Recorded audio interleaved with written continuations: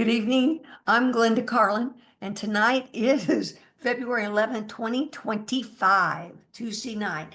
This meeting, I incorporate both A Course in Miracles and Tibetan Dzogchen.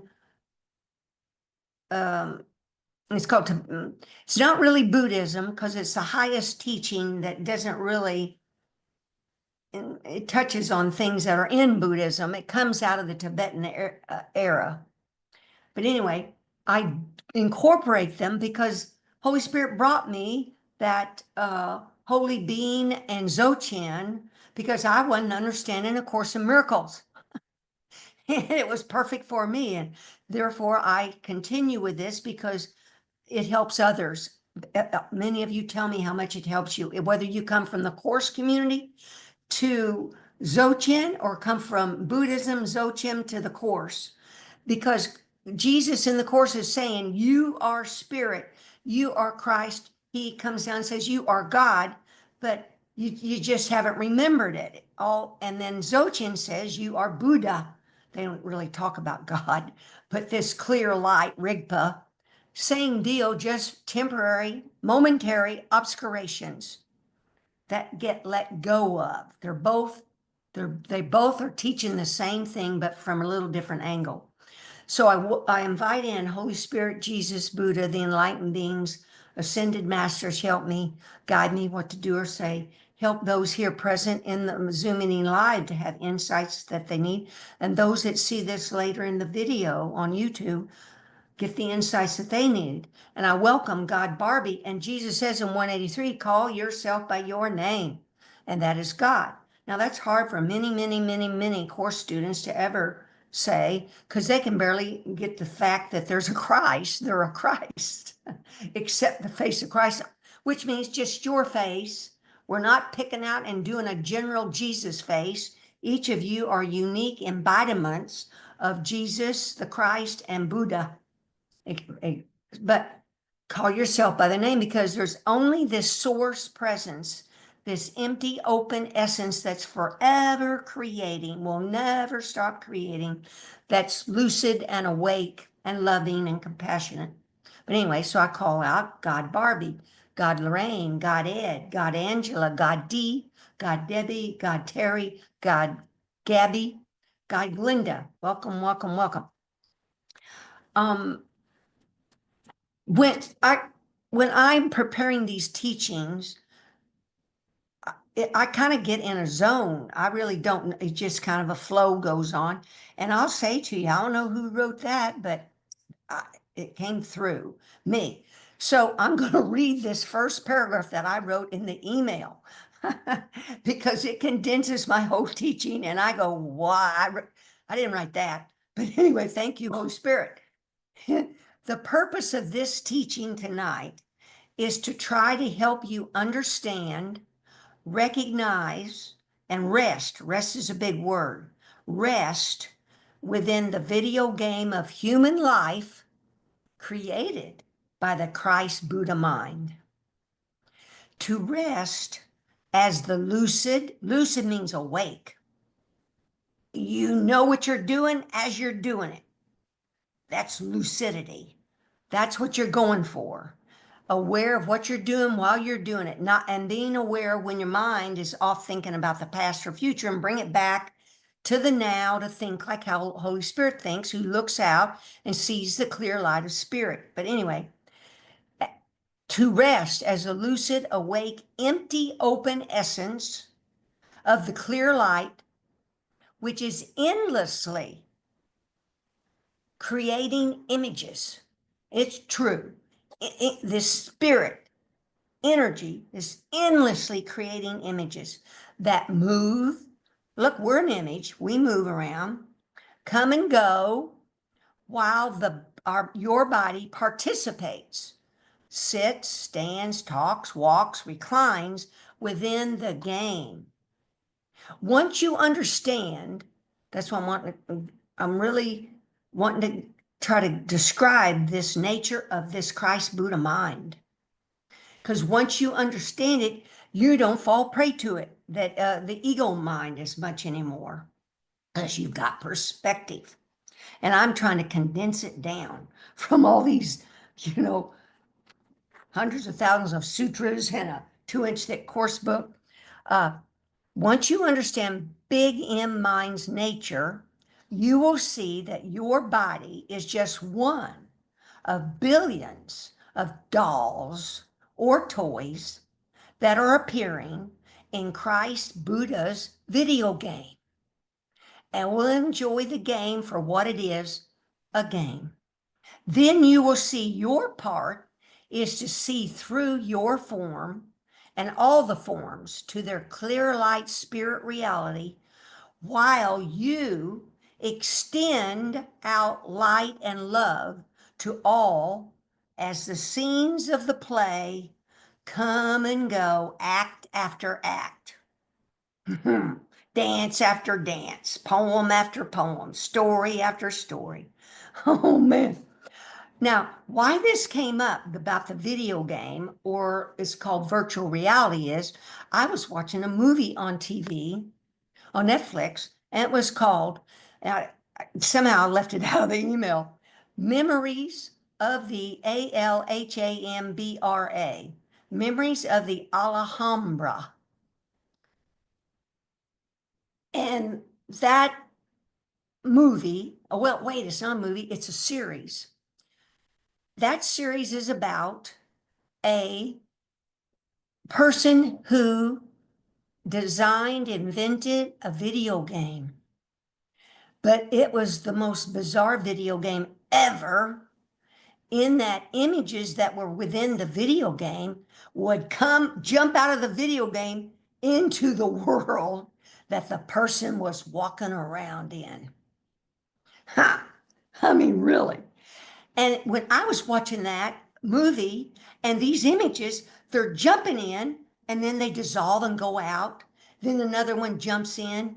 And then the person who's the main character, he, those that aren't in the video game, don't know they're in the video game, they can't see that he goes, grabs a sword and he's fighting with these images to get to another level. Ha! And see, that means even though there's no levels in awakening, there's a process here, and we can kind of look back on, go and reflect and go, well, I'm sure different. I'm not blowing up this time when that happened. That means things are changing. I got perspective, So even though it's not a process, these things, we can look back, and that's good, because then you can not pat yourself on your back as bragging, but that, whoa, you're mastering this mind. You're not letting the ego mind control you like it used to, or you're more aware when you've dropped into attachment or aversion, clinging on to things or pushing things away.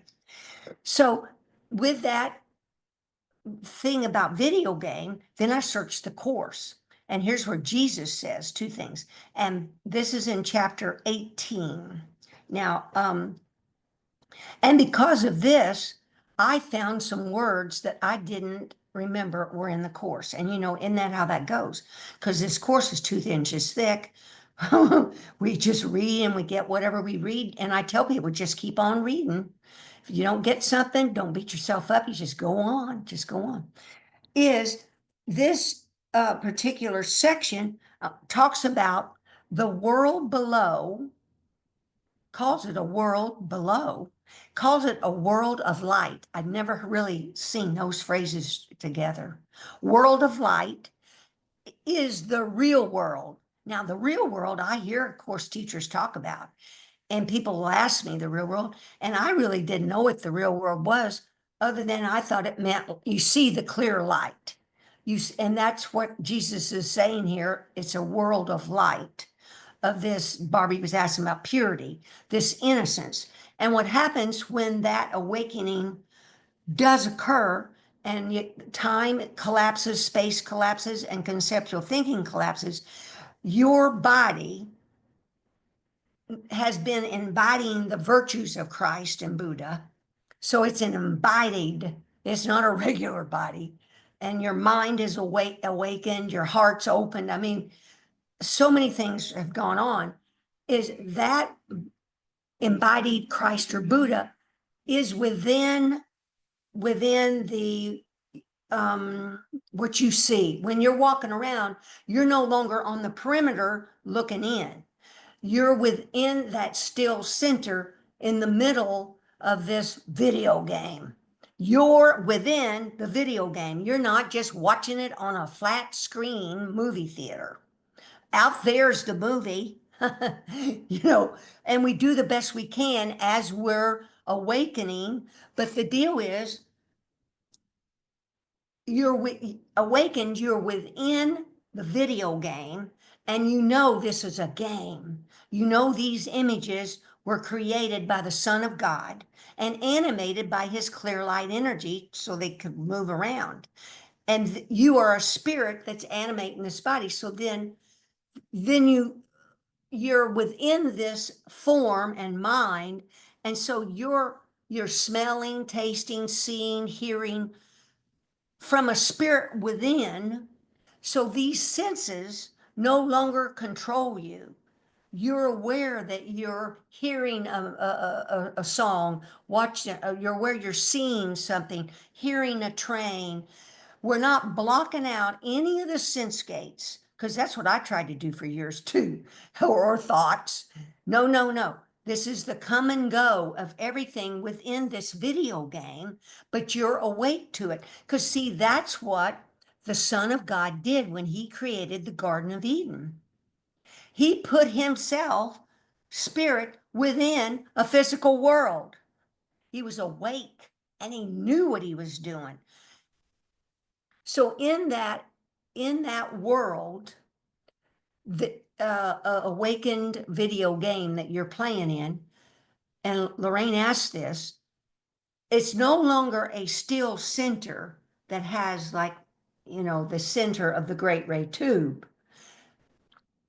The still center is boundless, meaning no edges to it, infinity. But still center, it's still, because stillness is that divine, empty and open essence, characteristics of that spirit, stillness. So it came to me why both the Course and Dzogchen talks about a still center. And because my mind couldn't go out there thinking vastness, but I could visualize a little center of a tube, and that around this still center of this great ray tube, there's a rim, and then the cosmic wheel starts. And I could picture the cosmic wheel, and the wheel is just a metaphor for the universe, all the stars and planets and that. That I could visualize, right? And so then I could rest in the still center, because rest is what the Course leads you to, and rest is what Dzogchen leads you to. So anyway, this video game, though, is, you see this physical world is merged with this spirit world, the spirit light, and you're awake and aware of it. You have awakened awareness, it's called. Your awareness is aware of this merging of form, it's called, and emptiness. They're integrated. You're no longer kind of keep a body away from you or keep thoughts away from you. Everything has merged because the clear light of spirit created everything. They're all joined when awakened. But anyway, I'm going to read here what Jesus says in the Course. He calls the body, it's really thinness and transparency are not apparent until you see the light behind it, because you think you got a dense, solid body. But that all along this short moments, repeated many times, where you stop and think about the clear light of spirit versus seeing with physical eyes, you're dropping into spiritual vision, it's called. And this form becomes, he calls it thinness and transparency, because more and more light's coming out from the inside and is moving back and forth. But anyway, and then you see it as a fragile veil. The body's a fragile veil Now I'm going to get down here to where he talks about the, and he calls these thoughts we've had a cloud bank, calls it a wall between you and the sun. See, that's the light of spirit. But this cloud bank, it's easy to see this whole world arising, meaning the ego world, a mountain range, a lake, a city, all arise in your imagination. And back and forth they go, as long as you would play the game of children's make believe. Yet, however long you play it, and regardless of how much imagination you bring to it, you do not confuse it with the world below. Now, that's what I want to get to, the world below, nor seek to make it real. So, should it be with the dark clouds of guilt, no more impenetrable and no more substantial? You will not bruise yourself against them in traveling through. Let your guide teach you their unsubstantial nature as he leads you past them, for beneath them is a world of light. So see, a world of light, that's something you can write in your journal, and just that's like the clear light of spirit. There's a world of light here that all these forms are coming and going in. That's the video game. He leads you past them, for beneath him is a world of light. This world of light, this circle of brightness, is the real world where guilt meets with forgiveness. Here, the world outside is seen anew. See, what I'm talking about here is seeing this physical world anew. Not, of course, in the absolute, there is no physical world. This is just a play toy the Son of God made, and he fell asleep, thought he was a body. Then after he created all of this. But this world of light is the real world where will be seen anew. That's what I'm trying to describe here, is how you see what you look at, your view after you awaken. Now you awaken in glimpses, and a moment of seeing clear light, or a moment of awakening, is a moment of enlightenment. It's huge. It builds on itself. That's why short moments repeated many times gains a momentum to where finally it shifts into this world of light, and where form and this empty open essence merge. They're no longer separate stuff. You no longer think of people as separate. You don't have a separate body. They don't have a separate body, because this clear light is no longer seen. See how it looked like there's space from my shoulder to that sculpture, that metal thing, and then over there to Manjushri? Looks like there's distance or space. In the awakened state, that is not distance. It's just clear light. And they're just clear light infused in my body and everybody that's here in the Zoom call, because your visions change. Now, no pressure on this. I'm just giving you the big picture, because I didn't know what any of this would look like or feel like. I'm just trying to give a little guidance so that we're not trying to exclude the physical world, exclude the body. No, this body becomes the embodiment of Christ and Buddha. But anyway, what has happened, what happened then, see, I got to get through. I want to briefly just discuss my take on what the Son of God did about these images, making images. I just want you to picture something, is just picture in the awakened state, in the awakened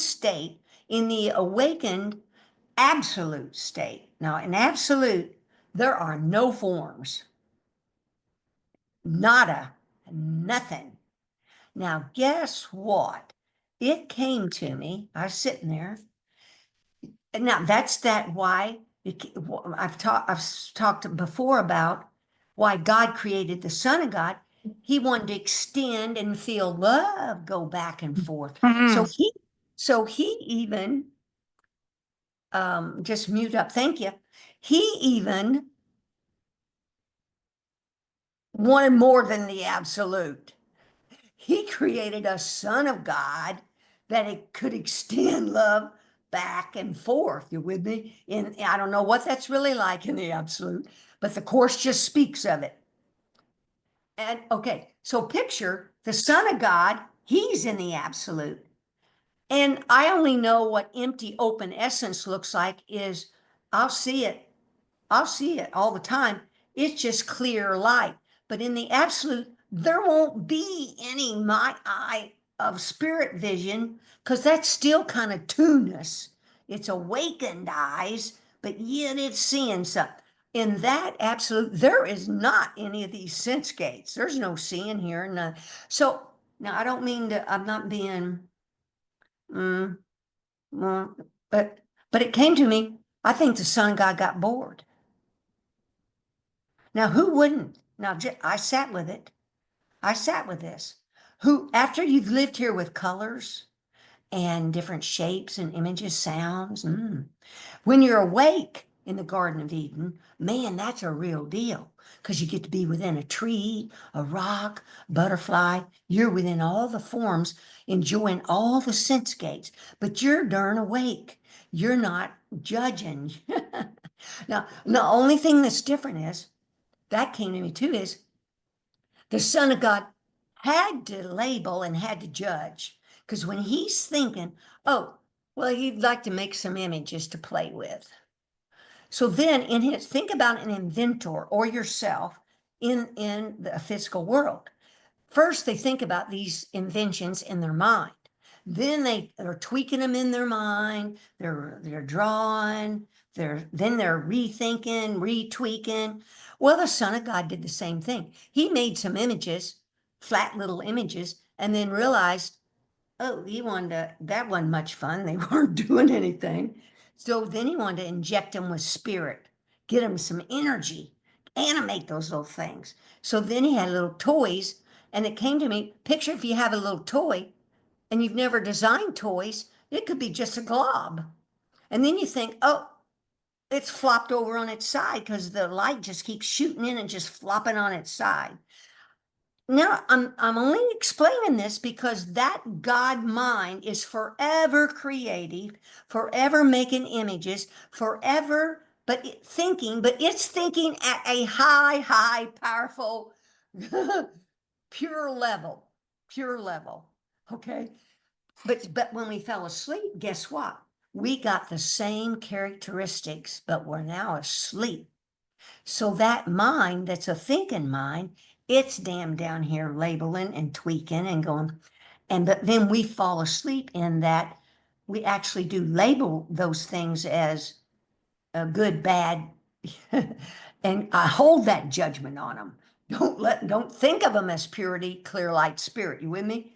Well, anyway, that tweaking went on a long time, and the Son of God created created the universe, the whole universe, which the Garden of Eden, two planets, all that's.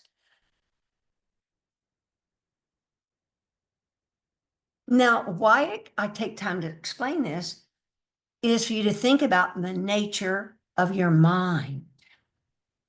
This nature is this blank slate, you might call it, open and empty essence, this clear light right here.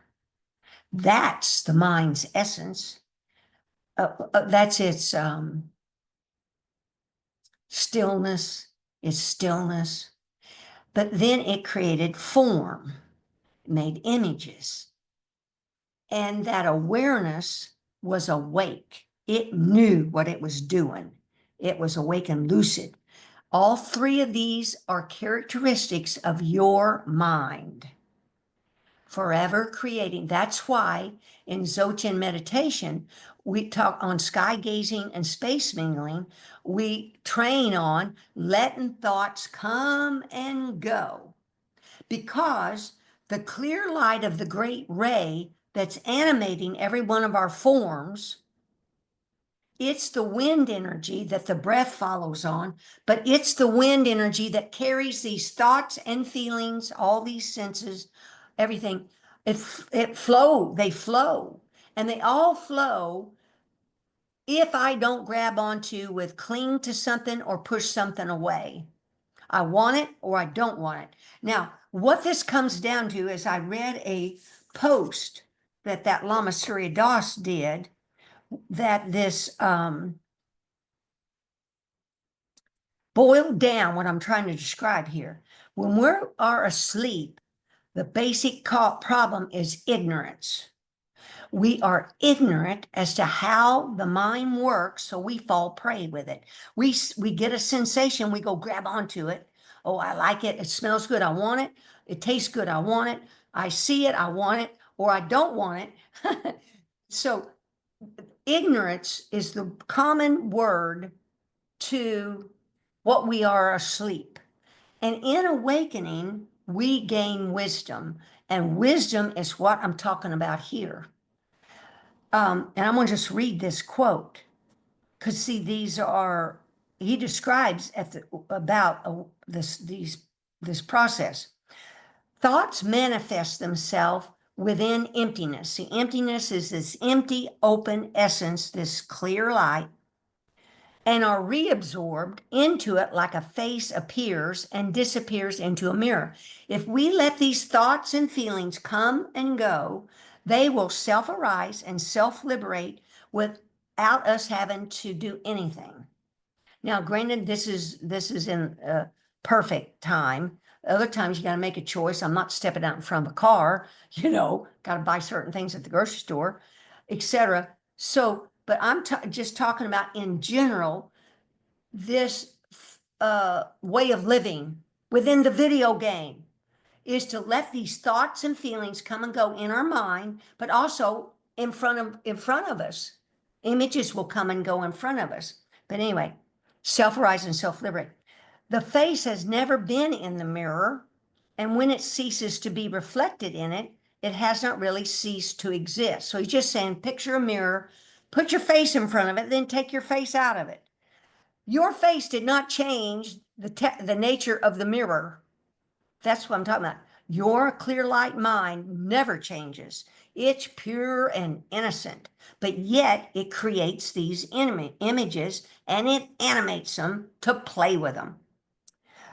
The mirror itself has never changed. So before departing on the spiritual path, we remain in the so-called impure state of samsara, that means hell, which is in appearance governed by ignorance. So before you started this path, that's how I lived, how y'all lived. We lived in the impure state of ignorance. When we commit ourselves to that path, we cross a state where ignorance and wisdom are mixed. And see, that's what's happening. Ignorance, and once in a while you get insights and visions, and you have moments of that clear light.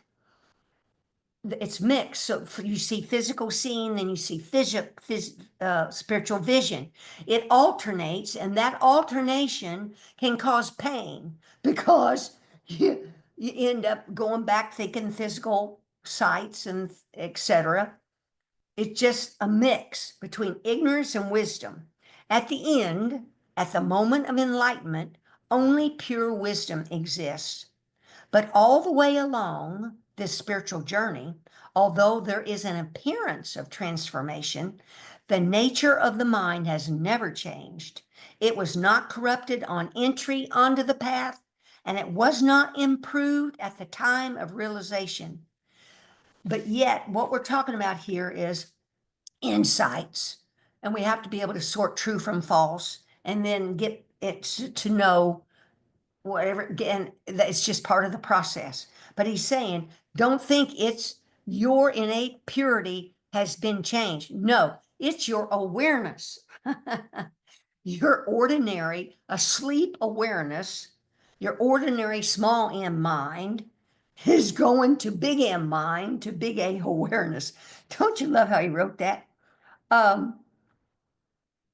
So when the Son of God created the Garden of Eden and was awake, that is the world, real world I'm talking about will happen when you awaken. Those same things will happen. The world of light will appear, meaning you will just see this clear lights animate and everything, streaming through everything. Okay, so I get why he created the Garden of Eden, but bless our hearts, we believed we fell in love with a body and thought we were a body.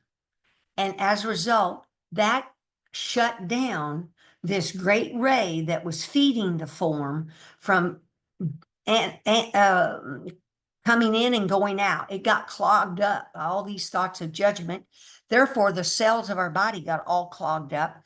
It just one big, more solid form got made. Now, why I'm bringing this up is because um, this last day's Tuesday, Sunday, around noon, I sensed I had a UTI infection. And it just happened. I'd kind of sensed something, but I haven't had anything like this for 10 or 15 years. So I kind of lost what the symptoms were. but but what I want to explain is, whoa, did I feel some pain? And I am, and it's good that this happened because then when I was talking with Terry, she's told us she has some flu. And I remember back way before I ever started the course talk, when I had flu, I thought I was just going to die. I mean, it just, whoa, it just wreaks havoc on the, but what's wonderful now is we have our practices. So that's what I want to talk about is what happened when I experienced this, because we incorporate our practices with this physical world. And to me, illnesses and such are just part, I won't be getting rid of illnesses. Doesn't mean some don't get healed. Right now, where I'm at, the illness is just part of this physical world thing. You know, I step off the curve, I twist my knee, got some pain. Now, pain can occur, but guess what's optional is suffering. Because now that's a big deal. Pain can occur, but suffering is optional. And what that means is it's not the cards I'm dealt, but how I play the hand that's important. It's how I respond to whatever shows up in front of my face and in my mind. That's the purpose of the practice of daily meditation, sky gazing, space winging meditation, practicing short moments, repeated many times, of stopping to, what am I thinking while I'm doing something, to stop and then see or think of the clear light of spirit. And that's spiritual vision. That second you do that, you're thinking in a holy instant. But anyway, so what I noticed was that burning sensation, it it went all through my body. It was like instantaneously, it just zipped all through all my cells and was vibrating. And see, that's different. Before, pain would be more localized. But when I sat with what was going on, it came about because I understood in awakening. Remember, we're letting go of these judgments and labelings of family members, office work, past co-workers, bosses, relatives, politicians, you name it, neighbors, whatever they are, because don't take it personal. The ego mind in its job, it automatically judges everything. I am not kidding. Automatically. That it does it, and then it stores it in the unconscious mind. But what we're doing when, as you meditate and are aware, a moment to moment, trying to be aware of what the heck you're doing while you're doing it, you are waking up and you're implanting a spirit thought, more than one of them. When you do that, could be a million spirit thoughts right then. And so you're cleaning out your heart, your mind, and your body. So therefore, the neurons are just all open and active. So all your sense cases, all open and active. So that's why I'm glad this came up, because then when I was talking to Terry, she thought something was maybe kind of wrong. Why did she feel so sensitive to this, or more sensitive than she had been? It's because she's doing the work, as are all of you that are here. She is practicing thinking about her brothers, sisters, herself, as spirit, as the clear light of spirit, as God, Christ, Buddha, and emptying out this storehouse, this unconscious mind of miles deep judgments. And therefore, her cells, her neurons are opening to feel the pain. So then real quick, within a minute, I go, oh, wow. Now I started the practice. So it took a minute. Now I'm gonna tell you, it wasn't that automatic, but I went to my mind to that still center. And I laid there. I flopped my body down. I call it that spread eagle position. Arms are straight out, legs are out. And I have just relaxed. I've taken my attention to the real world, the real home, and I was resting in just moments because that pain was there. But then the more I rested, it got easier to stay there as I normally can, stay there in that still center. And I remember to take the long breath in and on the exhale go ah, ah. So each of you will come up with your own practices that give you relief that you can call on in a heartbeat when you need them.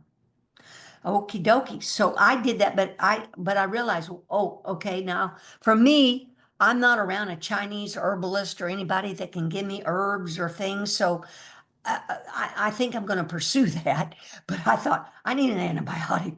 This is okay in this illusion, this video game. So I went to a local urgent care center and got seen by a nurse and a doctor. But not again.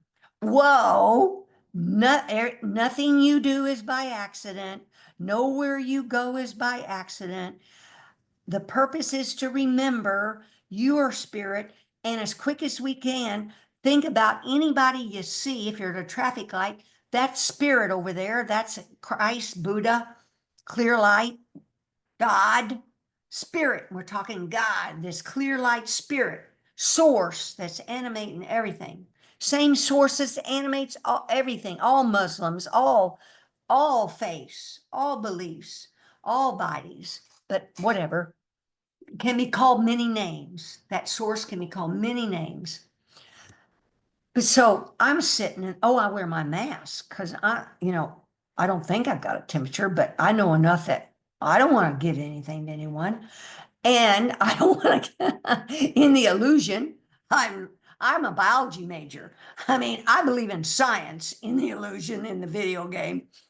But anyway, I learned more about, sputum particles and stuff. But anyway, I had a mask on. I sat at the end of a row of chairs away from the people. And don't you know, a woman walked down this, it was a kind of a long, narrow room, down this room, past all these chairs, sat right down by me. She had a mask on, but she sat right down by me. So I sat there a second and I went, nope. I got up and I went across. And as I got up and went across and sat down, I said to her, I just don't sit next to people when I'm in a clinic. Please don't take it personal. And she didn't. She kind of laughed. And I guess that kind of opened it up because she started talking and I'm getting the time's going. So I got to be fast here. She started talking about she had had COVID a few times and ended up with long COVID, which means there's symptoms and things that drag on, evidently quite not painful, suffering things. And she was telling me about it. And in a pause, I said, well, then your relatives or something must be very thankful you're still alive. And she goes something like, well, my brother has died. I have one sister, she lives with nobody else around. And then she says, I even now wonder it would have been better if I hadn't survived. She said that to me. It took me aback. I'm not kidding you. I leaned back in my chair and I said nothing. And then these thoughts showed up in my mind. even showed up how to preface something so she'd take it right. And I asked her, I said, there's something I'd like to ask you. I hope you don't mind or think it's too intrusive. And she implied no. And I said, have you ever wondered why your life was spared? You went, no. And I said, well, what comes to me, I just blurted it out because it came through me from Holy Spirit, is that this is a time in your life to look through past all religions you ever investigated or done to something that is non-religious. And what I practice is called Dzogchen. It's a type of Buddhism that's non-religious. And I said to her, as I look at you right now, I don't see your body. I'm not kidding you. This all came out. I see the clear light of spirit. And that was kind of, oh, then I was almost feeling like I needed to write it. And she goes, oh, I got friends that are Buddhist. I'm going to ask them. But I realized Dzogchen's a hard word. So the nurses showed up through a door and I go, let me repeat that word. It's called Dzogchen. And I spelled it. And I said, and that was it. Now I left. Now look at that deal, would you? I never in my whole life ever had such a conversation with a person that wasn't in a Zoom group like this. No, I mean, my group, I can't even talk like this in a lot of other groups. Okay, then I'll get to the nurse that came and took my blood pressure. Usually I'll sit there and take some deep breaths in, calm myself, because you're getting that your way and all that stuff. You're walking around talking to people. And I'm saying hi to all these people that I in the past known, but these people I just like visiting with people now anymore. Is I hadn't taken a breath and he came right up with a blood pressure cuff and all the stuff. And the reading was 158. And he didn't want it to leave that way because evidently they want to treat you for high blood pressure if you keep that number going. So he leaves and it's between 5 and 10 minutes. I didn't check, but it wasn't long. He comes back, but meantime, I went to the still center. I laid myself back down, my mind and body, and I rested in that still light. He puts the cuff back on and I'm at 114 and he was visibly shaken by that I could go from 158 to 114. And oh, when he left and he said he'd be back, I said, well, I'm gonna meditate. So when you come back, my blood pressure should be better. So then I took it as an opportunity to explain to him the type of meditation I did. And so see, he then got a sprinkling of Dzogchen. And I normally don't do well in my general doctor's office. There's one nurse that she'll ask me. Now I want to ask you something about meditation. This one nurse will go, but anyway, all right. So then then I get the prescription and get the antibiotic. Come back home. I'm watching the Super Bowl that night. Now, why I'm talking about this is I'm incorporating the middle way. I do my practices in among my physical illness. And then I'm watching the Super Bowl and I realize I got a favorite. I lived in Kansas after college graduation. I lived in Kansas City, Missouri, and worked for Macy's for 5 years in varying jobs. And I'd go see the Kansas City Chiefs play. So I text Nathan and Kelsey about football. But anyway, I was sitting watching and see what happens as you're awakening. You recognize when you've got these things going on and whether you're having attachment or aversion to the outcome or not. But then it came to me, I could be like the Garden of Eden. All these things could be going on and I could just enjoy them. I am not kidding. That's what we want to do, is enjoy these things as they come and go, being spontaneously present or doing whatever we need to do. And so it changed how I looked at the ball game. Now, you know, of course, I would have liked if they had won, but they didn't. But it's like, so it's a practice. The video game goes on in this physical world. So in essence, I was watching a football video game within a video game. Um, you know, there's the big collective video game, our personal video games, right? So now what I want to share is that in my email, that nature of mind, that empty, open essence,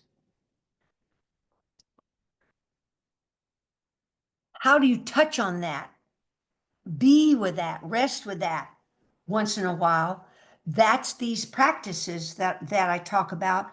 And it's in my email. There's I it This has evolved over several weeks. I would think about how I would say to you all something like, I could ask you to do this. And I realized they were ending up to be kind of some instructions on how to open up to this empty, open essence from being confined within a body. And so different things showed up. And one in particular is, well, there's two or three, but in that email, they are there. The one is about the jar, this jar of water or a vase of water. Very powerful visualization, because or just that your body is the jar or the vase, and the water that's in the jar, that's really spirit, clear light. But if you're laying in the ocean on the ocean floor, you know, the water that's in the jar and the water that's outside the jar, it's the same H2O. What's holding it apart? The edges of the jar, which is our body. We think we're a body, so therefore we believe we're a body, but we're breaking that belief down. Every time you do short moment, repeated many times, of simply stopping to question, what am I thinking while I'm doing something? Now, what comes to mind, that's the awakened condition in the Garden of Eden. When the Son of God made the Garden of Eden, he was awake. He knew what he was doing when he was doing it. That's why it's so powerful. All these different books that talk about mindfulness, is the magnitude never struck me until now when I reflect back on this. It's huge. Terry laughs. I'll say, this is huge. I didn't realize how powerful and life-changing this is to take that short moment. Because, oh wait, I got to get back to the Garden of Eden. Picture when you're awake in the Garden of Eden, you know you're eating this food. I'm eating this food. You know it tastes this way. You know, you hear the bird sound, then there's another bird sound and another bird sound. And you can't even say, oh, look, that's a red bird, or that sound was different than the other, because that is not really down to the depths of judgment. You're just kind of enjoying the sounds. It comes to mind something that Lama Surya Das talks about is bait. Picture you're a fish swimming in the water and they throw the hook in there with some bait on it. The awakened ones, they can just take their little mouth and nibble. Just take a little nibble on that bait. Come up to that bait and just smell it a little bit. Just kind of look at it. They know they've got a nuance going where they can taste it, touch it, feel it. And they can go look and taste and touch and feel another object, a tree, a rock, a different bird, go inside that bird body and still see the differences, but it's not falling asleep. It's lucid, it's awake, it's alert to what it's doing while it's doing it, because it knows what it is. Asleep, we're ignorant, we believe we're a body, therefore we act like a body. And these bodies go and judge these bodies cruelly, automatically, etc. But I had never really gotten how powerful it is to be aware of what you're doing while you're doing it. And then besides being aware of that, to be aware, where did your mind go in a split second, to wander off into the past or the future and bring it back to that now moment and just simply thinking about the clear light of spirit. That is spiritual vision versus physical sight. That is the achievement that both the Course and Dzogchen want. So the jar of water. So you're laying there as the jar. But when you take that deep breath and then go, relax. Yes, when you relax, you feel your shoulders relax. Well, guess what? Your cells are relaxing. Your thoughts are settling. You're not stirring and shaking that snow globe of your mind. You're relaxing. Guess what? Then the edges of the jar dissolve for a second and you feel that union and you go, oh, there it is. I like to be there longer, and you get there longer and longer. But as you just keep this practice of relaxing, letting thoughts settle, letting thoughts come and go, and comparing that your inside spirit light is the same as this clear light that's outside your arms. Only thing stopping it is your body. Now, when your body gets more permeable or porous or what do you call it? Transparent. Jesus called it transparent and thinness. Then the light is radiating, and love, divine love, is radiating out more easily. So these practices are getting you used to the feeling of what it feels to relax and rest, and what your nature of mind is, that it'll never stop making thoughts and feelings. And that is not what we're trying to do with any type of meditation. We're learning to let thoughts and feelings come and go, but yet be aware in meditation. My mind just went off to the grocery store thinking about what my list. I was even driving there, etc. Bring my attention back to whatever you bring it back to. Would bring it back to the spaciousness behind my forehead, which it would be called the empty open essence. But you got to have something there. Maybe it's white light. I don't know, something you're looking at to bring your attention to. It's called centering, or maybe you've centered with the center of the great ray, the still center of the great ray, of the turning axle, the center of the cosmic wheel. I don't know. And then the mind will dart again, wander away again. That's just how it is. But this is a course in mind training. Jesus calls it the Course of Miracles. So you're training yourself to be aware of how that mind works, and bring it back to center, and recognize as often as you can the clear light of spirit that's everywhere. That's in a nutshell. That's 801. Let's see. Because I can't tell you, just let time collapse, just let space collapse, thinking mind collapse. But if you practice short moments repeated many times, you are collapsing time, space, and the thinking egoic mind, because you're taking your attention off those thoughts, physical scene, to think about the clear light of spirit. It sounds so simple to work, but it does. Yay for the practice. So any thoughts or comments, because I don't want to go over very long today. And and there could be more things in my email, because like saying all of it, or that besides seeing the clear light of spirit, I said all of it to everything I could remember to, and in my mind and out in front of me for 4 years.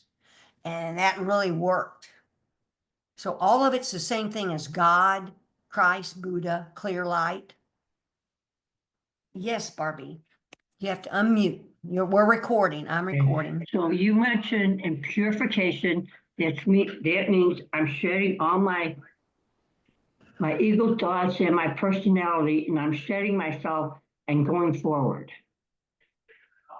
I'm becoming more aware of, I'm becoming more Christ-like. I don't know. Yes, let's see. You find yourself more and more thinking about you or spirit. And that's Jesus's advanced forgiveness, where you're looking past the flesh of somebody to the clear light of spirit that's there. And in Dzogchen, it's called Trechet, which is seeing through, being through, meaning seeing through the form to the clear light that's there.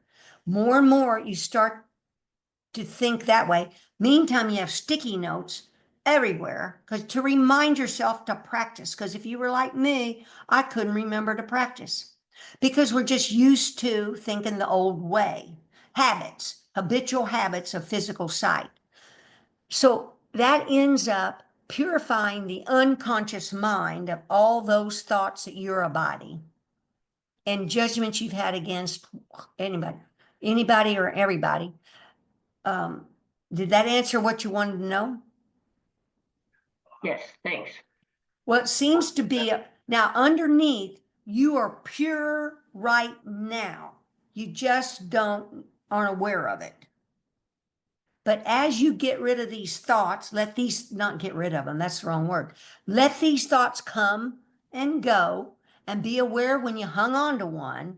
And then when there's particular thoughts or images that keep coming back of relatives, family, whomever, politicians, I don't know, ex-bosses or whatever, those you journal and call out, God, God, God, I love you, I love you, I love you. You don't have to feel like you love them or believe they're God.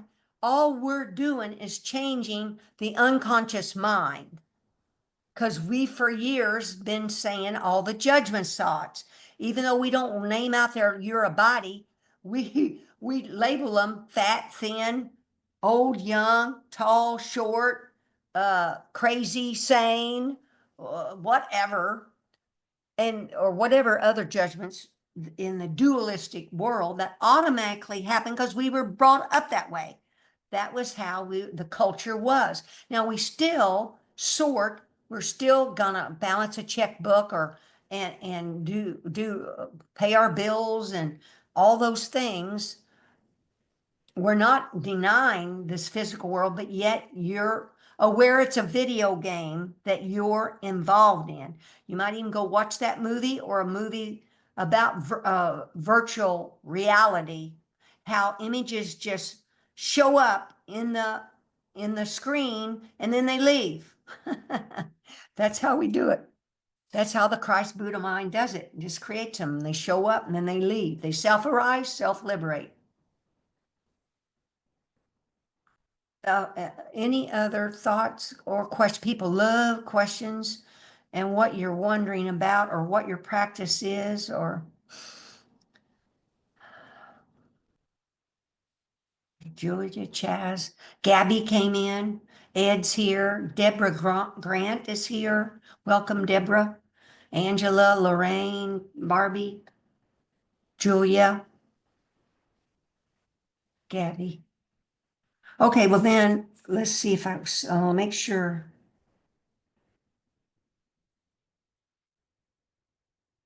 Now the rest, the REST, I'll just, see, that is where instead of focused, pinpointing out, looking at specific forms, then I called it lean back.